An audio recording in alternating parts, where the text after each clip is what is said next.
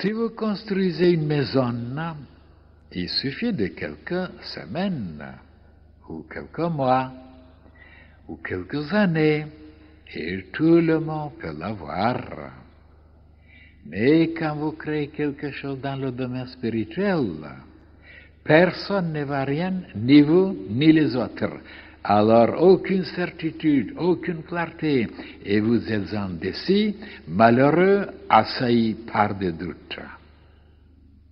Et voilà comment, après quelque temps, vous avez envie de tout lâcher et de vous jeter, comme tout le monde, sur une activité dont le résultat est visible pour tous. Faites comme vous voulez. Mais un jour, même au milieu des plus grands succès, vous sentirez intérieurement qu'il vous manque quelque chose. Et c'est normal, parce que vous n'avez pas touché l'essentiel. Vous n'avez pas encore planté quoi que ce soit dans le domaine de la lumière, de la sagesse, de l'amour, de la puissance, de l'éternité. Seules vos réalisations intérieures peuvent vous appartenir, car seules elles ont des racines en vous, et lorsque vous partirez de l'autre côté, vous aurez dans votre âme, dans votre cœur, dans votre esprit, des pierres précieuses, des qualités, des vertus à en emporter avec vous. Et votre nom sera inscrit dans le livre de la vie éternelle.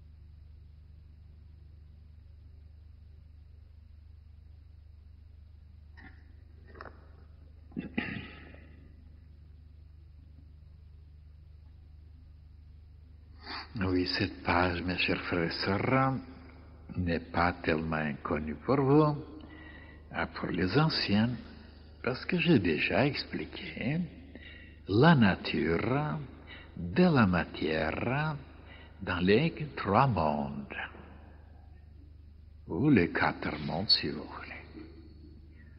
Ce qui est le plus condensé, ce qui est le plus épais, ce qui est le plus dur, opaque, visible, tangible, palpable, mesurable, et ce qui est de plus en plus subtil, invisible, impalpable, et là, justement, beaucoup de gens se trompent, ils n'ont pas de bonnes conclusions, de bons raisonnements, de bonnes décisions. Et voilà pourquoi dans la vie, ils sont souvent très déçus, très malheureux. Combien de fois ils me l'ont dit? Alors, maître, j'ai réalisé ça et ça, j'ai obtenu ça et ça, je possède des maisons, des voitures, des palais, de l'argent, mais en dedans, je suis tellement triste, malheureux, il me manque quelque chose, c'est le vide, c'est l'abîme, et je ne sais pas pourquoi. C'est très clair, je dis, c'est très simple. Parce que vous ignorez de quoi votre être est créé, est fait. Vous pensez qu'il n'y a que seulement la chair, seulement l'estomac, seulement le corps physique, seulement le ventre.